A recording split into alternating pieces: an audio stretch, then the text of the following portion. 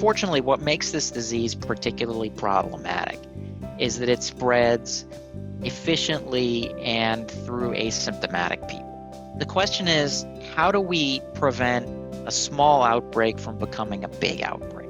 The first point is you've got to try to limit the contagiousness of the people who are harboring the illness. Another approach that needs to be pursued in tandem with this is to limit the number of contacts per day. Similarly, you want to limit the number of days people spend in the workplace while they're infected. The final point is you want to try to limit the susceptibility of uninfected people. Monitoring infection rates is crucial, and testing everyone is crucial too. Now, there are three kind of sets of approaches to screening people for COVID. The kind of traditional approach has been, well, let's just screen people for symptoms and test only the ones who are symptomatic. So then the next approach is, let's test some fraction of the asymptomatic. On the other hand, there's a way to make testing more affordable in a way that might also be consistent with testing large numbers of people.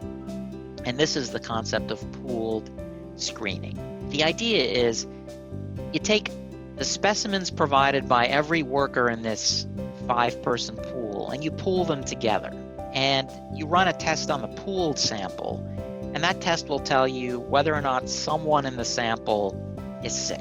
So then what you do is you run individual testing only on the 5 pools that tested positive.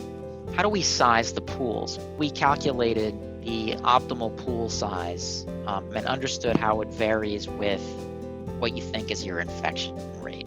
The good news is you can do pretty well just with a simple rule of thumb that says let's pool 4 people together. You're still capturing the vast majority of the savings.